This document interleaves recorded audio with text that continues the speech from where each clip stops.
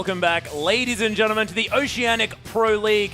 I am, of course, Max Atlas Anderson, joined by the ever-present, the wonderful Chris Papa Smithy Smith. And what an incredible game between Fornot and the Direwolves. Fornot almost managing to clinch it, but then, all of a sudden, there was a gigantic Kassadin.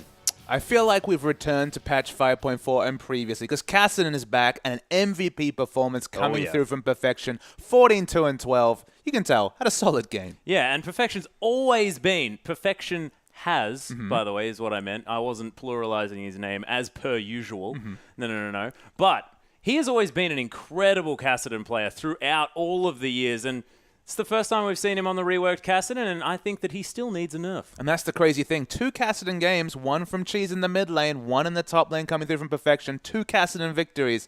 Feeling eerie chills, remembering the terrors of Kassadins in solo queue and competitive play. They're coming back. Yeah, it's completely ridiculous. But ladies and gentlemen, if you want to join the discussion on Kassadin and why Perfection is so incredible, make sure you hop on Twitter, use that hashtag #IamOPL and share all of your thoughts. Nothing aquatic necessary here, unless you'd really prefer to. I'd actually quite like it. We've got a facepalm, actual facepalm by producer in the background. Looking forward to seeing your responses. You know, hopefully he can read over some aquatic tweets as well.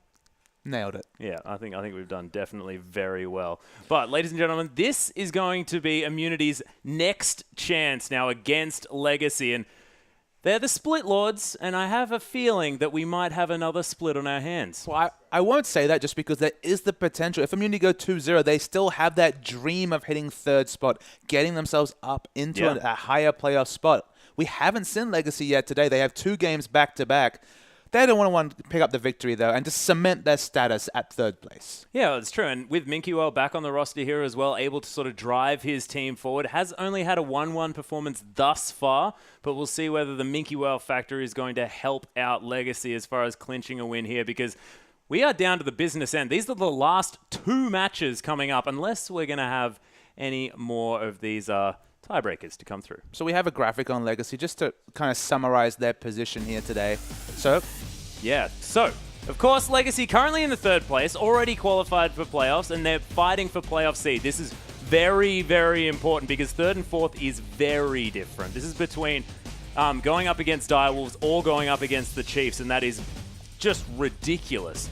A win versus Immunity tonight secures the 3rd spot, and a 1-1 forces a tiebreaker if IM go 2-0, and they have the opportunity to do so. And that's the significant factor you mentioned, Atlas. Everyone wants to get out of the way of the Chiefs. It's been the same thing all season, 13-1.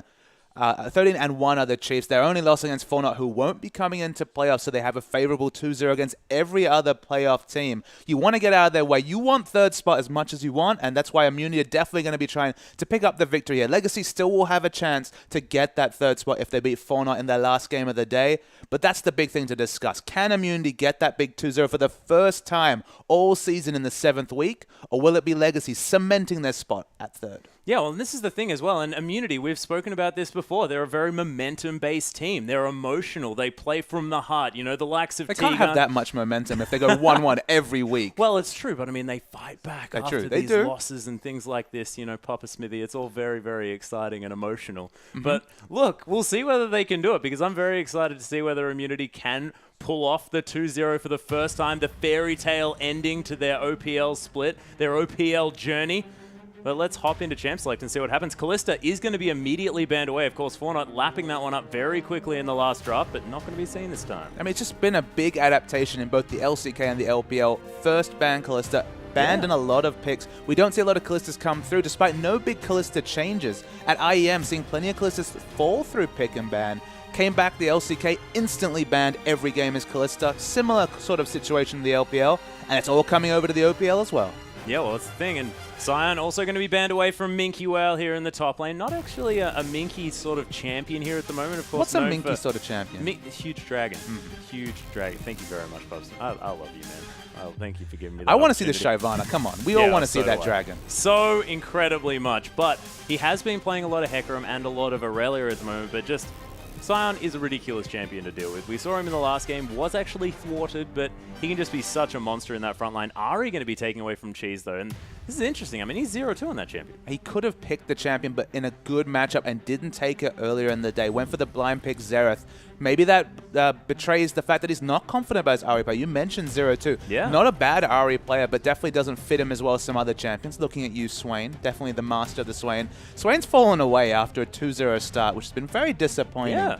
Maybe if we see a Sivir lock-in, which of course one of Uberbro's favorite champions, we might even see the return of that Swain. Well, that's the thing. It's often with that Sivir banned away from Uberbro that they decide not to pick up this Swain. Has been banned himself a couple of times, but of course they do like to pair those champions together. Morgana, I like this ban away from T-Gun. He doesn't have a winning record on the champion, but the MVP performance from his previous game, definitely worthy of a ban. I mean, there could be no other champion than Morgana, just how well he did in that first game. The roam coming through, hitting Dark Binding after Dark Binding. No other champion could have had an impact on a game like he was able to have in that first game. So ban it out. He was roaming when he didn't even have it. Exactly. Ridiculous. Ban it out. He's got his eye in for all those Dark Bindings. His CC was on point.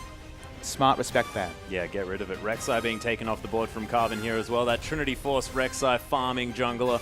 Not going to be seen this game, and Minkuel now with the option of that first pick, and we'll see what he takes away. Of course, his Hecarim's available, his Aurelia's available, but Vi also is being looked at here for Carbon. Carbon has played a heck of a lot of different champions there in the jungle, but this would be a double up after his previous loss on the champion. I mean, you can understand why they're considering Vi. Morgana's banned.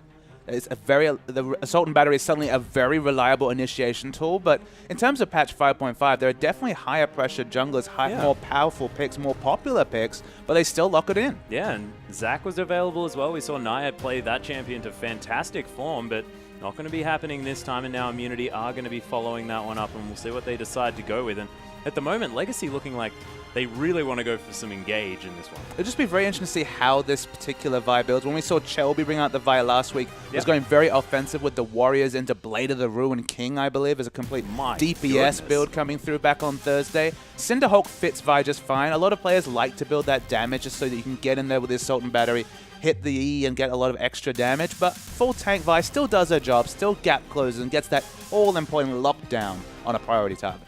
Yeah, the Assault and Battery definitely is going to get you in there. Sometimes a little bit too far, but Immunity have waited a long time to really put their picks through here. And Ryu, he does have the option of going back to the Maokai if he wants to. Of course, he banned away his own Scion, which is interesting, but looks like Immunity, they have the Sivir, and Zahi's locked away a Nautilus, and we don't know where that's going. That could be a T-Gun champion because it has an anchor. It has a hook. It has a hook, I was going to say. That's a literal hook. Yeah. And, of course, a hook-like ability, which that sounds like T-Gun, if you ask me. Not so much this season. Actually been more noted on the likes of Morgana and Janna rather than the hook initiation champions, but still in his repertoire. Of course, it is a flex pick of sort. We haven't seen a lot of jungle Nautilus, but definitely more viable on patch 5.5. Build Cinderhulk. Sounds good to me. Yeah, and the fact that your E is now scales that cooldown as well, you can spam that a little bit more It's often. more CC for Nautilus. It's what he needed. More CC. Of course, one of the only champions with CC on every single part of his kit, including his passive. Completely ridiculous, but have been seeing a fair bit of it in the top lane in solo queue, in my ELO, so maybe that's not going to be an option here, but we'll see whether Ryu wants to bring that down there. Ooh, Legacy looking to go for a bit of a protect the Tallywhacker comp here with the Lulu available, but the Graves locked in here. And the big thing about the Graves, actually, Tallywhacker's Graves, 2 games, 7.26 KDA, over double his KDA on any other AD carry champion. Makes sense. Tallywhacker, an aggressive top laner. Love that Riven even in competitive play. Why not go for the most aggressive AD carry about burst and melee range damage? Go for that Graves. Yep. Quick draw into your face and buckshot. That's exactly what he's going to be doing, but we'll see whether it's going to work out. Of course, he is 2-0 on it right now, and Uberbro has been hovering that Bard for quite some time. It's not going to be a Bard. Look, it's not going to be a Bard. Why would you say that? He's got a great win rate in solo queue at the moment. I don't know what... I want magical journeys. I want Minkuel to pick Shyvana. Atlas. And then go on a dragon magical journey. I'd love to go on a magical journey with you, but it won't be today. Oh, come on. We're going on a magical journey right now. I'll let you know how that goes. Okay. But Minkuel is going to have his Aurelia. Has picked that one up in their first victory, I believe. I think it was. If we just double check. Yes, in fact, first victory with Legacy was on that Aurelia, so he's going to lock that one away. T-Gun is going to be on the Janna, and there's a combination of 3 champions that I just want to allude everyone to. Oh, the fact that Jano and Nautilus are locked in, though, it looks like it's going to be the jungle Nautilus this time. We've seen Supportless, I believe, a couple of times in the OPL already. Banned away in the first series of the night, and here it comes through. Yeah, it does come through, but what I was going to talk about was the fact that Swain fits quite nicely into this comp. And they do have the last pick. Red side last pick Swain. If you're going to do it, if you're going to go off meta, this is the time to do it. Of course, in the previous game, it was Urgot as the last pick. A repeat performance here wouldn't be too surprising, but we'll have to wait and see what Legacy pick up. Because, I mean, Swain, against a champion like Vi, you don't... A lot of mages, if it's a Xerath, of course, you want to use that Assault and Barrier on the Xerath. But you go into Swain, he goes into Stasis, he's healing up. It's not an ideal target. No, and Egypt, he's going to go back to the Annie here, and Choo Choo's yet again on this Zed. Was played in the last match that Legacy did play out, but it didn't work too well. And that is going to be a top lane Lulu. Top lane Lulu. Not too surprising, of course. Very quick power spike with Molanomicon and CDR boots, picking up the 40% CDR. No hyper carry to kind of defend. It might actually be Choo Choo's when he dives in on Zed, receiving all the attention and the shields coming through from the Lulu. They need the magic damage from somewhere. That's why they're going for Annie and Lulu. Not going to be big magic dealers, but at least have to think about magic resist as a stat. Oh, most definitely. And I was talking about Aurelia and talking about Minky Wow. That's going to be Ryu taking that to the top lane for immunity. So I'm just obviously losing my mind, ladies and gentlemen. Thank you very much. I just needed that. I didn't have a pat, but it is going to be the Swain. At least hovered for a moment. They knew that I was going to lose my mind.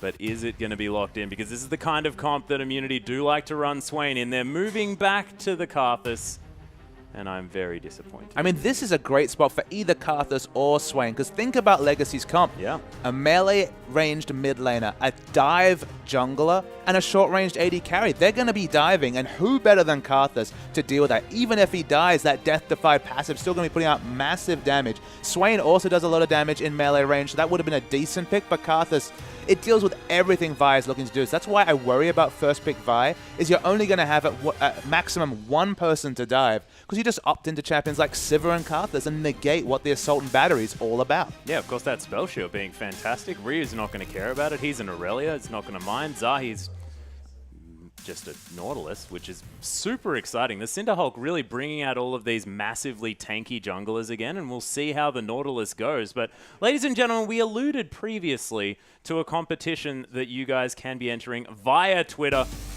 You got to tweet us a photo of the first dragon in game 3 and 4. The first 5 legit entries will win 600 RP, of course. Legit standing for legitimate, ladies and gentlemen. And the requirements are to use the hashtags IamOPL and tweet it at LOL_Oceania. So just to repeat and to clarify for the viewers, this is game 3 and 4, our last 2 games of the night. Atlas is on the table, so you know it's game 3 and 4 because we had pastry time for the first 2 games. Not Get this time. both those pictures into a single tweet and the hashtag IamOPL to be considered as a legitimate entry. Oh, okay. So both of the first dragons from both of these games after the games tweeted through. Nailed it. Beautiful. Perfect. I'm learning as well, ladies and gentlemen, because I just wanted to tweet pictures of dragons. So it's not just going to be pictures of Minky Well, ladies and gentlemen. The first dragon from both of those games in one tweet, both pictures. So we've got it. Beautiful. Beautiful stuff. But let's go back to the draft. And the draft's really interesting just because to me, they kind of pigeonholed themselves into a dive comp legacy here with the Vi. Vi first pick. Vi has a first pick on patch 5.45 with the likes of Zach falling through the draft. Tank junglers like even Nautilus coming through as an option just because, again,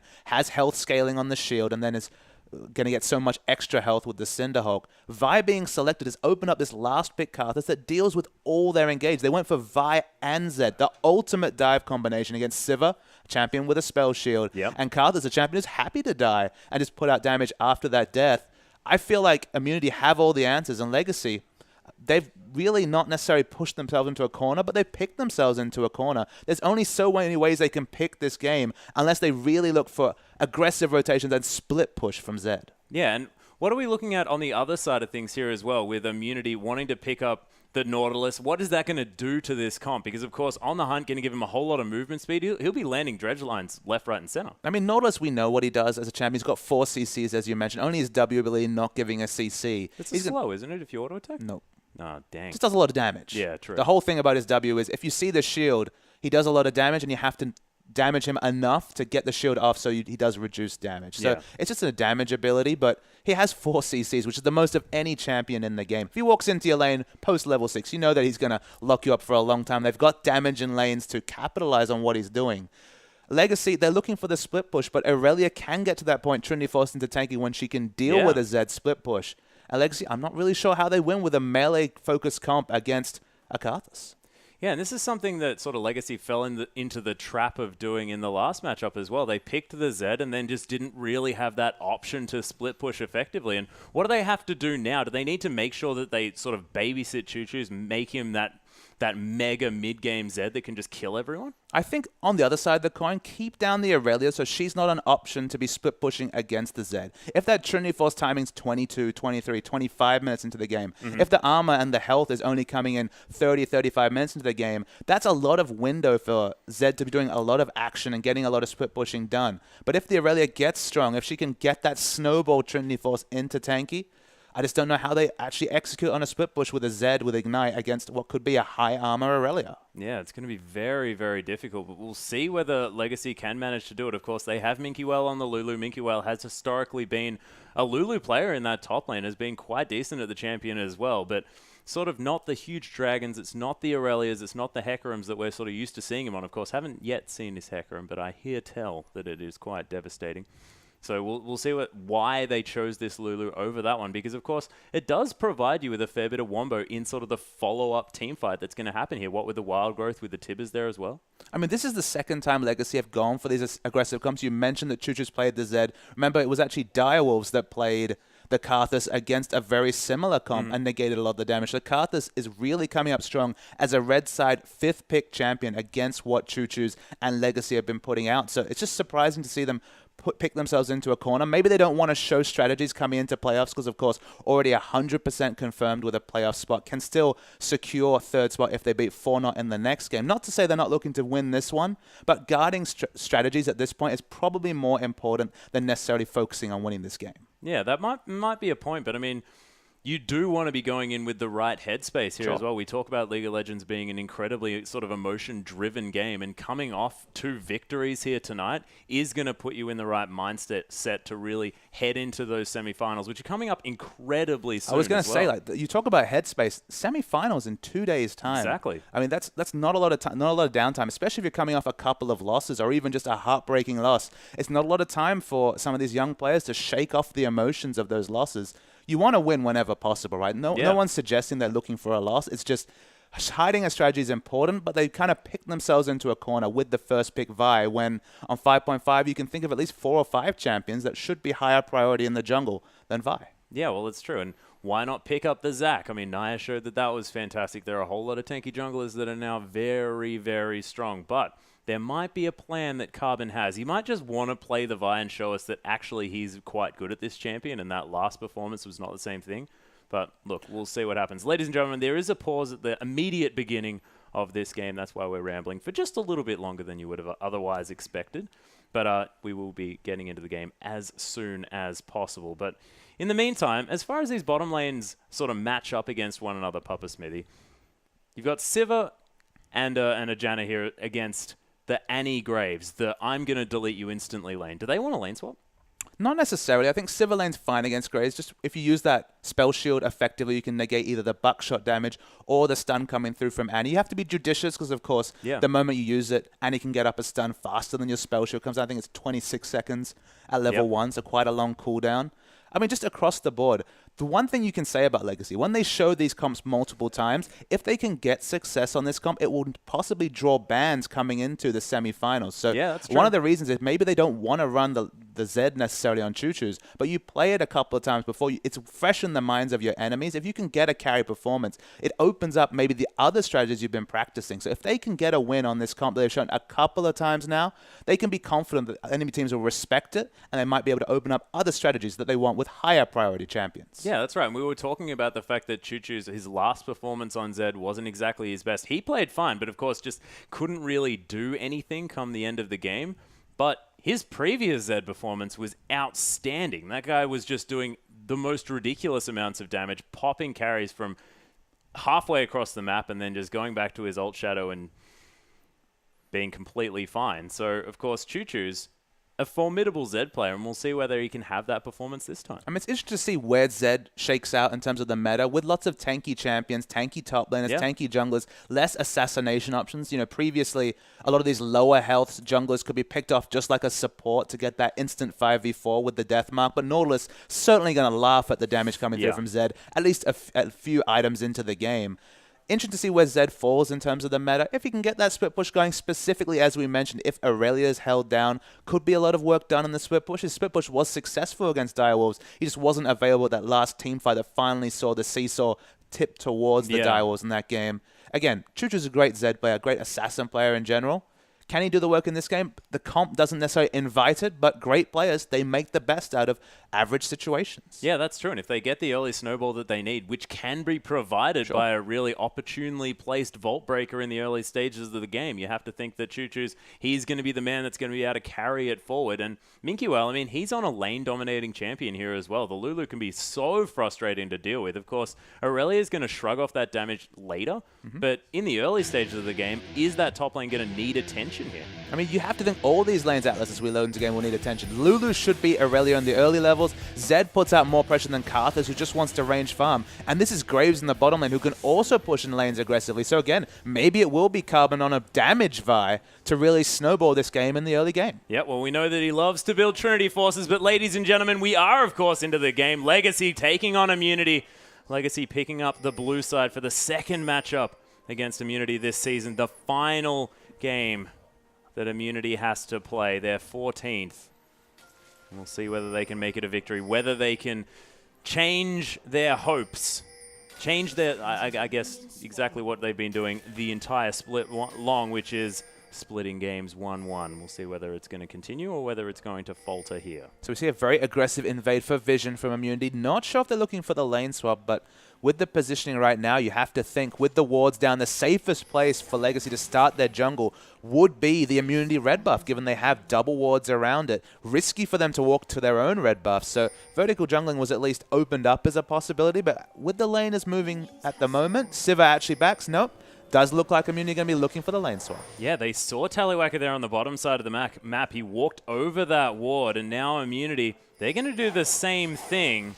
And are Legacy going to immediately switch back here as well? They will miss out on some creeps, and it looks to me like Immunity have managed to secure the lane swap. So Immunity get the lane swap. You might wonder why, just because Lulu, as a ranged auto attacker, does lane fine in a 1v2, but so does Aurelia. So we mentioned the fact that Legacy had picked themselves into winning lane matchups. When you've got 2v1s, any of those advantages are negated. That maybe there's less pressure in the early game on this Immunity side now that they have a 1v2 situation for Aurelia compared to Minkwell on that Lulu. So that might open up a roam also, though, for Legacy. The other thing to consider, suddenly the supports don't need to be sitting in lane, and level 1, already with the stun popped up, a lot of global pressure comes down from an Annie. Yeah, and Annie actually caused the reset of that blue buff as well. T-Gun looking again for some level 1 pressure here, this time on Choo Choo's. And she's just going to continue farming, saying, yeah, no, that's my support. Yeah, he's just hanging out in the mid lane. It's fine. It's fine. You might wonder, why is he doing this? He's on Janna, but he's just looking for damage against a couple of auto attacks, just a bit of CC, just looking to throw off the enemy's solo laner and open up some aggression, get some lane control to cheese. Hitting level 2 first can be important, as Ejim doesn't want this blue buff to go down. No, Ryu actually taking so much damage here as well. Carbon and Minkwell found their way around here, and there's the Ignite onto Ryu. The blue buff did go down, but I believe that Carbon may have been able to take that one away. Zahi's smite is still up. Yeah, Carbon smited it away, like you said. That's a big early advantage for Legacy, sorry. Might only be a 1 buff start here for Immunity. And that's on this Nautilus here as well that we haven't necessarily seen that much of, so it might be a sort of a nerfed beginning to his OPL experience, but we'll see whether Zahi can come back from this one. Of course, there is still... No, there isn't. That red buff, it is being taken right now from Carbon, so the 3 buff start for the Vi. And if there's any champion you want to get rolling early, it is Vi. But if there's any jungler you want to hold down, it's a blue buff gated jungler like Nautilus. You can see already was fairly low in terms of his mana pool. We'll use the rest of it trying to take down this red buff. His sustained jungler is going to be that much slower and that much more difficult. We'll have to back for a Ranger's Trailblazer much earlier. It's actually quite a significant disadvantage. Nautilus was always thought of as like a fiddlesticks-like jungler. Needs that blue buff to really power farm. So Legacy picking up all off the back of the amazing aggression from Ejim. In response to the lane swap, they've won this level 1 situation. Yeah, and speaking of pressure from Ejim, getting so much damage down onto Ryu here, trying to farm with that Blade Surge. As you can see, at half health, having to pop so many of the potions and the charges here as Ryu again going to get stunned as Tallywhacker.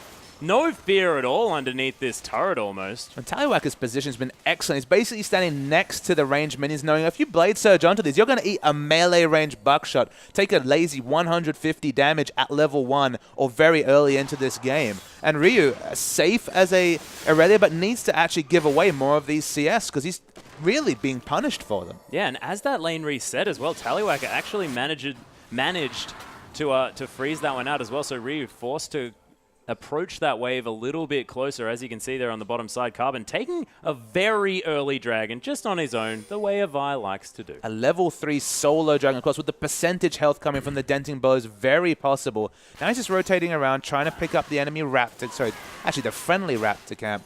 Isn't really going to be able to... friendly camp. No. Those raptors are very They do a lot of damage, absolutely. The Nautilus is going to poke his head bottom. He needs a snowball. He needs a successful gank to get back into this game. Yeah, nice Howling Gale there from Teague on the exhaust onto Tallywhacker here as well, who blows the heal. Ejim completely out of mana. Ryu's going to get the first blood here as well, but Tallywhacker trying to turn it around. The last auto attack's not enough as Tallywhacker, he's now going to fall down. Carbon finds his way in, but Ryu's still alive somehow. The dredge line, it's going to be there for Carbon, and now you can see the Nautilus effect, ladies and gentlemen, because there is a lot of CC on that guy, and Ryu, he survives, and that Aurelia are going to be very happy from now on. I mean, a lot of CC on Nautilus is the understatement of the century. There's so much CC. It's why you worry about Nautilus becoming popular as a jungle pick, because if you ever overextend so many different CCs and then a ranged CC knock-up at level 6, I mean, it's not fun to face a Nautilus at the best of times, and you could see why, and it was doing respectable damage. It is very difficult to communicate how important that gank was. Zai, remember,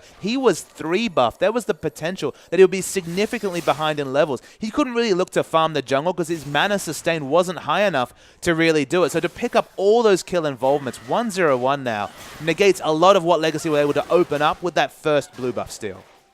And it also means that Tallywhacker had to be out of lane here as well. Gave Uberbro a chance to farm up a little bit more than the Graves. Now has a 10 CS advantage there on the top side and is going to be able to get the preferable buy here as well. The BF Sword probably going to be coming through first here for the Sivir. And that could be very important for the dragon fight that could ensue in the next 5 or so minutes. You went very aggressive down bot. Oh, yeah. Ejim's going to take down Ryu. And he walked into lane and Blade surged onto Tallywhacker, and Ejim showed up with a stun after clearing a ward, and he was dead. Yep. And that is generally what's going to happen when there's 2 people versus 1 person. So Ryu does have the teleport, so he will be able to get back in time for this wave. As you can see, is he going to use it? Yes, he is. Actually heading towards the top side here as Minky Well might be in a bit of trouble. Uberbro was getting ganked here by Carbon, but there's on the hunt popped Uberbro with just enough mana to use it. The hidden style has been popped. Ryu just wants to get the Blade Surge. There it is. Equilibrium Strike there as well. Nice wild growth from Minky Well as the turret falls down on the bottom side of the map, but there's the Requiem. The flash from Uberbro picks up the kill, and Choo Choo's, he's coming around looking for a kill onto the Sivir. The Lulu is in trouble as well. Just Minky Well walking back to his turret, but not enough. And Choo Choo's goes on a bit of a wild goose chase and ends up in the top lane. Choo Choo's was really greedy. He went for the kill on Uberbro, despite the fact it was level 4 Aurelia, and that greed netted him nothing. During this whole trade, though, Legacy able to push up very aggressively, take the turret down bottom. They have a lot of wave control, and Tallywhacker, he's definitely got going this game. No kill involvements, but 64 CS and a turret. Yeah, 64 CS and a turret is definitely huge, and Legacy, they really want to be moving forward in this game as quickly as possible. You see, they've completely closed the gold gap that was present there for immunity by taking down that turret, and now able to move around this map as well, and we'll see whether Tallywhacker can get involved. As we were talking about, Uberbro has picked up that BF Sword, does have some boots there as well, as Cheese was able to complete the tier. But in 8 minutes, there's already been 2 significant turnarounds that you wouldn't have expected to come through from Team Immunity. The first one to consider, Zahi, so far behind the jungle, 1 buff start, picking up 2 kill involvements, becoming relevant. The other thing, of all the item buys, Irelia had to buy a second Doran blade because she just had no gold. It was looking like the world's latest Trinity Force was on the cards. Suddenly 2-1 and 2, going to have enough gold to go back and pick up one of those parts of the Trinity Force soon. We talked about how this game was on a bit of a timer just because in the late game, Irelia and Karthus will be massively strong. The Karthus, he's farming up happily. He got 77 CS. Irelia's part-time for Trinity Force coming down, you have to think, what, 5-6 minutes after those kill involvements? Hasn't been able to pick up any farm. In fact, will continue to get no farm as Ejim comes in aggressively. Trinity Force is going to be late, but it just gets that much sooner when you pick up those extra kills. Yeah, well, it's true. And 2-0 and 2 now.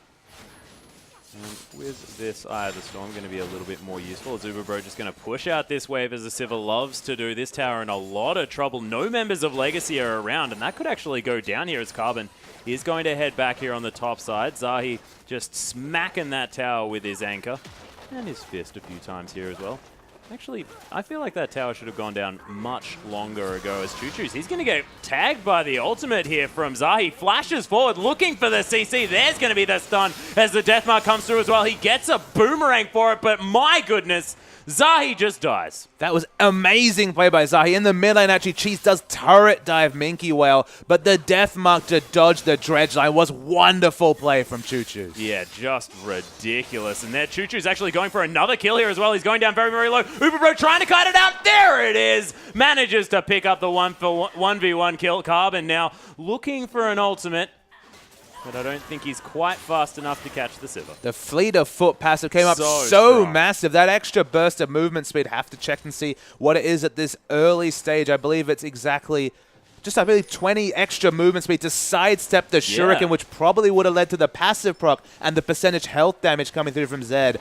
Very nice, stylish play from Uberbro, knowing the limits of this champion. It is his Sivir, remember, his most played champion this season, and he's looked very impressive when he's played it. Yeah, of course, 4-2 thus far in the OPL. He has definitely been a force to be this will be his, what, that's his 7th game out of 14. That's half his games this season on Sivir. Just ridiculous. And he's had a brilliant performance so far on it as well. You're absolutely correct. Carbon, though, is going to be able to potentially secure the second dragon here for Legacy, but it is going to be in full vision of Team Immunity as Carbon charges the Vault Breaker. Ejim is going to have to use that flash. Gets out of the way of a lay waste there as well. A little bit handy. I mean, it's a significant summoner to burn, of course. Level 5, soon to be level 6. True. Won't have flash tippers for at least 4 to 5 minutes at this point. Immunity, they're rotating aggressively. They have the late game scaling. They're ahead in gold. It's only 400. But with this Sivir, they can power down turrets. Yeah, there's the Wall of Pain there as well as Uberbro trying to get some auto attacks off. Does have a lot of flat damage here as Carbon. You can see that is a lot of flat damage because Carbon now has to go back. Choo-Choo's going to throw out some shurikens. And Legacy, they do successfully defend their mid lane outer turret for now. It's just always interesting to see what builds upon what. And what I'm referring to is with the flash down, Uberbro can save his spell shield for only the Assault and Battery because there's no other abilities that are likely to CC him that are realistic. And he's not going to be able to walk up and Tibbers a Sivir without flash. But because that flash had to be used defensively, you can position so aggressively under this turret as 500 range Sivir, even use the Ricochet to try and DPS it down because you don't have to respect any of the CC or use that spell shield till you see the Assault and Battery used. Yeah, T-Gun, he's most definitely caught, collaterally damaged by Tallywacker there as well, just to make sure. And Legacy turn it around, and they're going to have the pressure now in the mid lane. They have a lot of turret damage as well. Cheese can try and prune this way, but he has to respect the damage, and he has to respect this. Yeah, there's the Deathmark coming through as well as Choo-Choo's. He's going to get ulted by Zahi here as well, but it is going to be the kill onto Cheese. Now going to be ulting everyone here as well. You can see the Requiem doing so much work as Carbon's going to fall down. The Tibbers is going to die as well, but it is a 1-for-1 in the end. A 1-for-1, but crucially, I believe they were able to keep up the turret. It's the turret on about a 10th health. It's alive, it denies global gold, and it's a 1-for-1 trade, so you'll take that if you're Immunity. Yeah, well, it's true, and Ryu, he's here as well, does have a Phage here on top of the rest of his items. You can see they're really wanting to take down this turret, but Minky well with a little bit too much wave clear. You're not confident enough to have Zahi turret tank it just yet, even with all the threats back in the base. Surprisingly close game, but with the late game scaling, all they've given up for this early game, which could have been so one-sided. Remember, we predicted Lulu should be Irelia in lane, Zed should have more presence in the mid lane than Karthus. And Graves versus Sivir, it's very even, but there's the potential for 3-1 lanes. It could have been much more a larger advantage. We were looking for the Legacy Snowball. They certainly haven't got it this game. Yeah, Cheese actually Wall of Pain down in the mid lane, just making sure that he can clear out all of these minions. And these outer turrets for both teams are so incredibly low. I mean, the fact that Ryu's relevant at all this game after being 20 CS to 40 CS down actually has enough gold for the second part of the Trinity Force. It's going to be a late Trinity Force, but it could have been a very late Trinity Force from this Aurelia. Yeah, it could have been almost a non-existent Trinity Force if he was forced to build sort of those the tanky items here first, which can happen here, of course, if you fall too far behind as one of these frontline bruisers, but going to be able to finish it off and not in too bad time. Yep, so we're going to see the blue buff come up here. Cheese keeps farming up. Doesn't have level 11. Of course, the base damage scaling on that Requiem is so relevant when it's hitting 5 members guaranteed every time. Yeah. So much extra AoE damage coming through. We're just waiting to see the game come through, as I believe we have a pause. Yes, we have a slight pause, ladies and gentlemen, but let's use this to take stock of what's been happening in this game, because both teams very aggressive in their playstyle with trying to force down these turret takes, but at this stage of the game, you have to think that Immunity going to be quite happy with how things are going. Absolutely. The aggression, as we mentioned, was expected or projected to be out of Legacy. Their late game comp doesn't really match up to the Karthus, to the options that Immunity had opted into. So it's just been surprising to see how even it's been. And Immunity have been winning those skirmishes significantly. They haven't been able to pick up the dragon. You know, credit to Carbon for getting that first dragon so early. It was difficult for them to contest the second one. That's the one thing Legacy has going for them, is the 2-0 in terms of dragons, but in terms of turrets, you know, they're 2-1, but the advantages haven't been stacking, despite the fact that on paper, as we mentioned, it could have been 3-1 lanes. It was looking good when they got the lane swap. You think, okay, they're going to get a bit more momentum in Immunity, but the blue steel could have been the seesaw for this game. That could have been Nautilus as a non-factor. Aurelia was already struggling, but managing to pick up those 2 kills in bottom lane after the overextension from Tallywhacker and co., that's what got Nautilus back into the game, and that's what got Immunity from what could have been a difficult situation into a very comfortable one. Yeah, and then Ryu using that teleport fantastically well to the top side of the map and securing those extra couple of kills, becoming, you know, 2-1 and 2 at that early stage of the game with a couple of Doran's Blades as well, really allowed him to get to that point where he can build the items that he needs to. He can hit that power spike that is required of this Aurelia. And that's the thing. Legacy put themselves in a position with their first 5 minutes to have Aurelia and Nautilus as complete non-factors in this game. Yeah. But they managed to claw themselves back away with an opportunistic gank and a teleport gank, actually, from the Aurelia, from what could have been 5-6 minutes added to the power spikes to 5-6 minutes taken away, and a much earlier power spike in a team comp that already scales well against what Legacy's doing. Yeah, and as far as talking about Legacy here as well, I mean, you have to look at Carbon. 0, 2, and 1 has managed to secure those dragons, but he had a 3-buff start and really couldn't impact the map like we were talking about him needing to. A 3-buff start on a champion they first picked from. They put so much priority into this Vi over so many other junglers, let alone power picks on patch 5.5.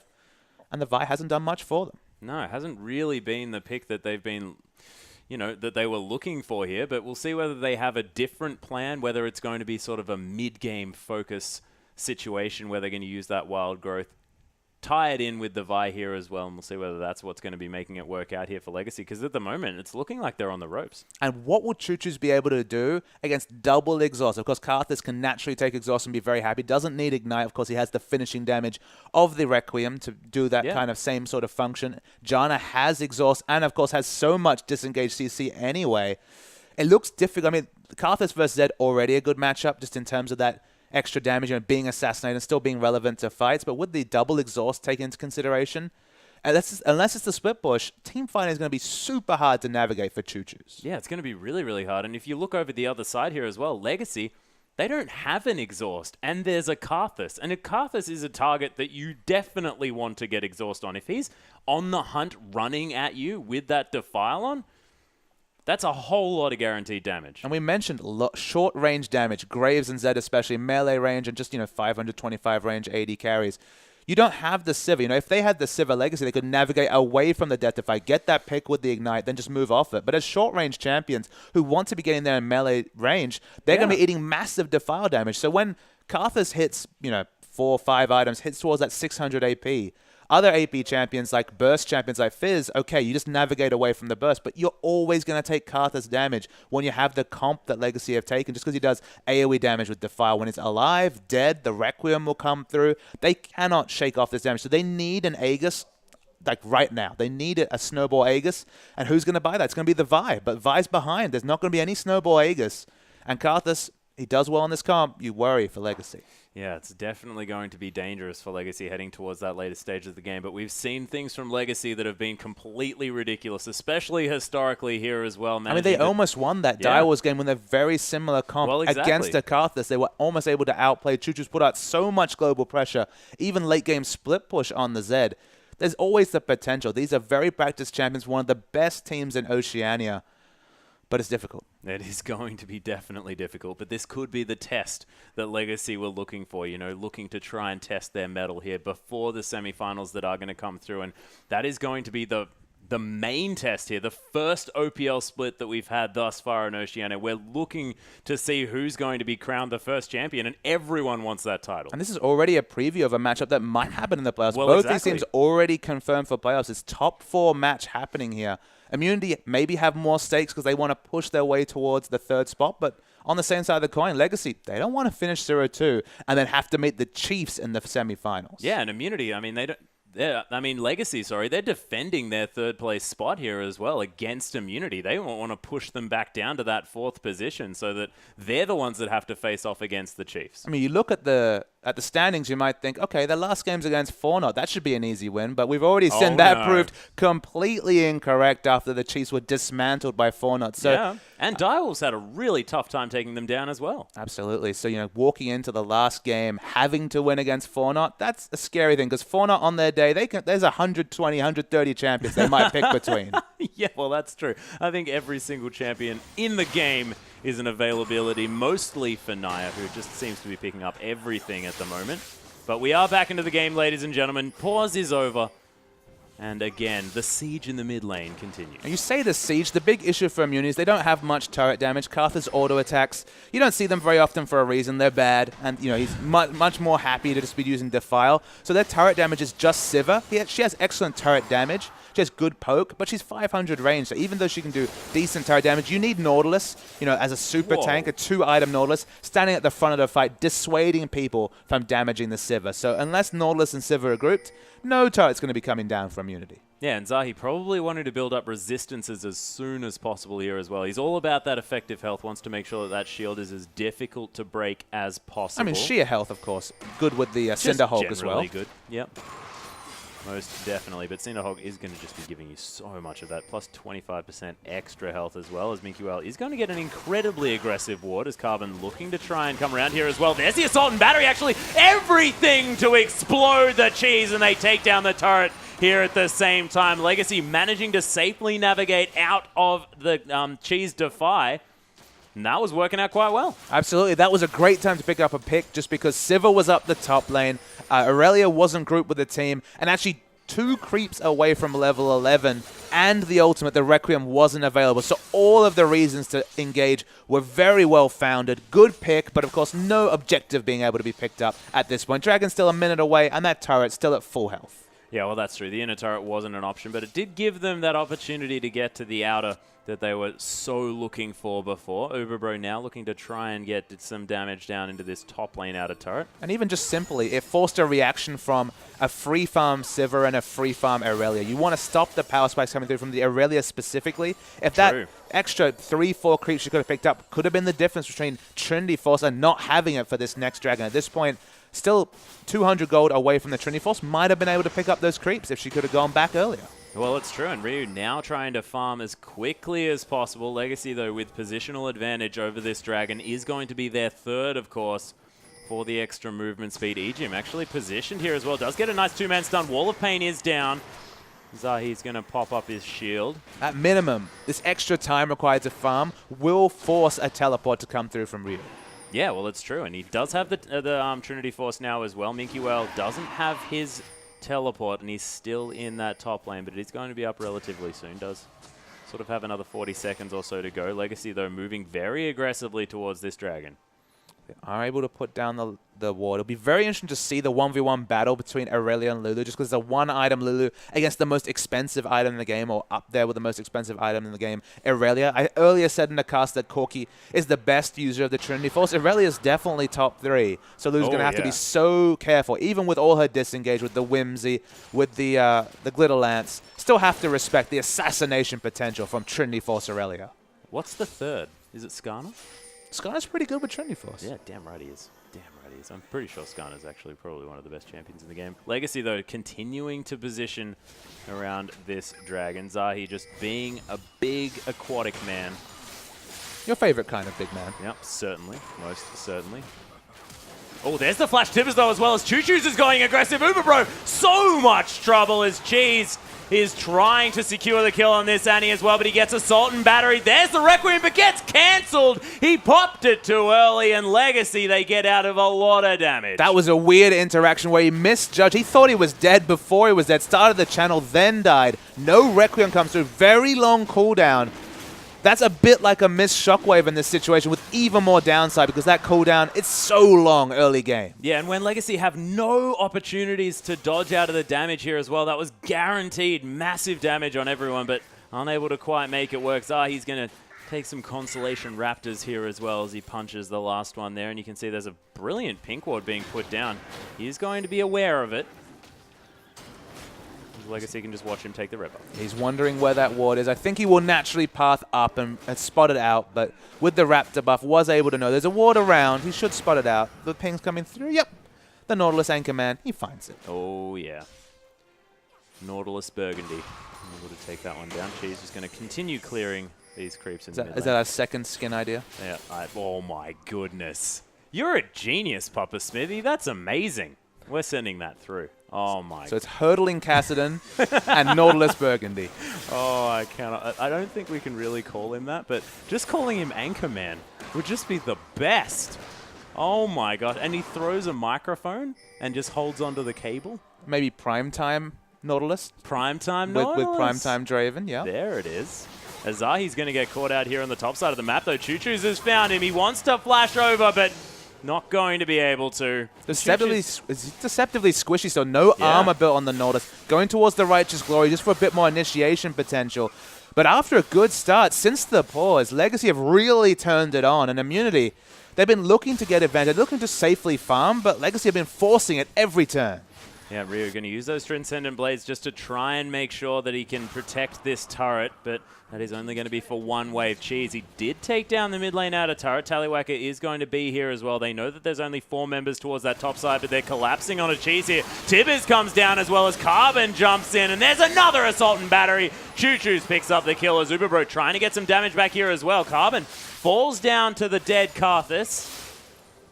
Legacy are going to have to play a little bit more carefully now as it is 4 versus 4. So this last few minutes has felt one-sided. Oh my goodness, Minkyuel will eat the ultimate. A lot of damage to come through as well, especially from that boomerang, but Minkyuel is going to be safe out of the way of that dredge line as Choo Choo's now with the wild growth here as well. Forced to flash over the wall, actually.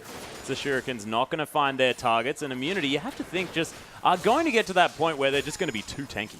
I mean, the Legacy have been getting pick after pick. You might wonder why. How is this happening? Look at this mini-map. 4 pink wards around the dragon, both at the top, towards the Baron, and towards the dragon. And so many green wards littering the red side jungle and the blue side jungle of Immunity. We mentioned the fact that they were going to get to a point where we won't see this assassination potential from Choo Choo's. But at this point, at 20 minutes, what better time to snowball your advantages? Because the natural builds coming through don't deal with what Zed is doing apart from the Zhonya's that's been completed by Karthus. And as you mentioned, take your windows and just run with them. And that's what Legacy's doing with just immaculate ward control compared to literally no wards from Immunity. Yeah, there is 1 ward next to the Raptors, and I'm pretty sure that is it here for Immunity. But Righteous Glory has been completed by Zahi. Was the first option here. I like it. A lot of engage and a lot of movement speed. It's just crazy that they have no defensive wards down. They're just going to place a pink ward, but no wards on the map when you're trying to safely farm. There's nothing safe if your whole jungle is just impassable terrain against a Vi, against a Zed. Pick champions. Annie as well. 3 champions you don't want to meet in the jungle if you're trying to safely farm. And the safety is just not there from Immunity. That being said, if we have a look down the rosters here as well, Ryu now has almost a 30 CS advantage there on the top side, now with a Giant's Belt as well, building towards possibly a Randuin's, maybe the Warmogs, maybe something else here as well. Probably not going to be that Sunfire Cape, but definitely has his defensive option of choice here as Legacy now looking to try and find an engage as Tibbers did come through, but unable to find anything as Dragon's up in another 2 minutes. 5v5 team fights, as you're dissecting these items, are going to get worse and worse for Legacy. There's kind of no dissension from me on that point. But the picks, it's never going to be a 5v5 fight if Legacy managed to execute on all the wards. They want to get a pick down, then take the Dragon. Get a pick, take a turret. Get a pick, take that Baron. And if Immunity don't get wards down, they're finally starting to negate a lot of the wards. In fact, a lot of the Legacy wards timed out in the red side jungle. They haven't pathed around there. It's going to be hard for them to 5v5 fight around the Dragon, but if they can take advantage of the wards, it doesn't need to be that 5v5 that Immunity have really picked for. Yeah, and Zahi now, with that Righteous Glory, very, very healthy as Mikuel. He might be caught out here as well. He's forced to use that Wild Growth as Cheese flashes over the wall. Choo Choo's trying to, oh my goodness, actually going very aggressive here as the Death Mark comes through. Cheese avoids the damage there as he walks into a Glitter Lance, but he is going to be okay. Eye of the Storm available there as well as Zahi. He's going to pop the Righteous Glory. Monsooned out of there is Carbon as the ultimate comes down from the Nautilus. Choo Choo's now trying to re-engage, but of course doesn't have the ultimate. And all this time, they're buying time for the split push. Yeah, Tallywhacker actually split pushing there on the bottom side of the map. He's going to be able to possibly even take down this inhibitor turret. Of course, Nautilus fell down in that fight. That Shuriken catching him in the back of the head as Uberbro trying to come around and get some damage down onto Tallywhacker, but he takes down the inhibitor turret, and that's all that Legacy were looking for, and they've broken the base. Yeah, Uberbro couldn't even walk aggressively because they didn't have vision of the Annie coming through to provide support, so they had to seed their inhibitor turret. Crazy amount of pressure put on by Legacy has got them this massive advantage. And again, who needs a 5v5 fight when you can split push even with your Graves? Yeah, they're just using everything that they can in order to split push this map, and it's working beautifully as you've illustrated. It's an amazing use of skirmishes. Legacy are strong in 2v2s. The pick potential of the likes of Annie, Vi, Zed is very, very high. 5v5, don't opt into any of them, and getting an early advantage, and then just stacking. That's the 4th Dragon. Yeah, and that's another Tibbers down here as well as Uberbro just gets destroyed by Tallywhacker. Zahi in so much trouble. Dredgeline ain't gonna save you, buddy, as the godlike Choo Choos hits 8 kills for this game. I mean, Immunity were coming in one by one. Actually looking, the flank was Aurelia. Had to turn back when 2 of her members, including the tanky frontline Zahi, died instantly. And at minimum, that should be an inhibitor for Legacy. Yeah, Wall of Pain has gone down here as well. Cheese with the Requiem available, does have the exhaust as well, but it's not going to be enough. Inhibitor falls down. Ryu looking for an engage here, but not going to find it, and not even going to get the bear gold from Tibbers. So impressed from Legacy. We talked about the team comp, so we were correct when we're talking about 5v5 fights, but they're never opting into any of these 5v5 fights using their skirmish advantage, and their warding has been so on point. So much of this advantage was gained by all the aggressive wards they had down. From the pause, subsequently, a 400 gold lead for Immunity at that point is now a 4,000 gold lead for Legacy, and 4 Dragons. Even if they have a really poor skirmish, a very, very poor siege comp with 5 Dragons, that kind of disadvantage is gone. Well, it gives you so much more opportunity to pick up the Baron as well, which is the best friend that you've ever got in a siege situation, and Immunity going to have to be very, very careful. And as you mentioned, they just need to put more wards on the map. I mean, there's just no armor at all coming through from Immunity. They haven't been able to itemize armor. There's finally the Warden's Mail at 26 minutes. The Trinity Force was hit at a good clip. We were really excited for you when he was able to pick up those kill involvements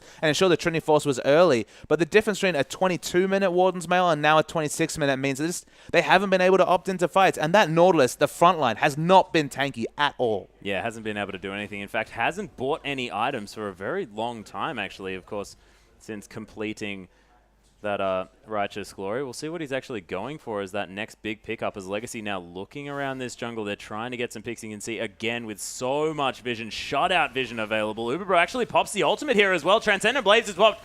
Ejim looking to go down here, but it's not going to happen as Tallywhacker is going to take down the inner turret, and Immunity unable to engage in a way that they want. Yeah, Legacy are grouped as 5, but importantly, they're not grouping their threats. They're just trying to cause dissension, move their threats around, and take a structure. And now, there's just been no option for Immunity to get any aggressive wards down. They're straight onto Baron. Yeah, that's with the bottom lane inhibitor down here as well. So easy for Legacy just to wait until those super creeps are in the base and take a free Baron.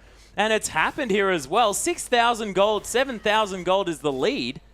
Legacy just running all over this game. Absolutely, and it's all been on the back of the warding. We've mentioned it multiple times, but they just never had wards in their important spots. When they were in that farming phase, get the defensive wards down to stop the picks coming through from Annie, from Vi, from the Zed. In this phase, get the wards down just to stop the grouping and the rotations that have come. The rotational play from Legacy with 4 dragons has been super on point, and this should be a rotation into the inhibitor turret. Yeah, and they've got the Baron buff here as well. These creeps are lasting a long time as Immunity trying their very best to defend. Legacy take a lot of damage here, but that is going to be another inhibitor turret falling down. So we talk about rotations a lot, and what have they really done this game? The thing to mention to our viewers is how many times has a structure gone down and then Legacy just been able to disengage because there's no incentive to fight 5v5 against this Immunity teamfight comp. They just took an inhibitor turret, ran away. Carbon, though, trying to get away, might actually fall. Yeah, there's the ultimate to come through from Zahi. You can't dodge that one, Carbon, as the exhaust comes down. Dredgeline to come in here as well. Wild Growth's available, though. Look at all of the shields.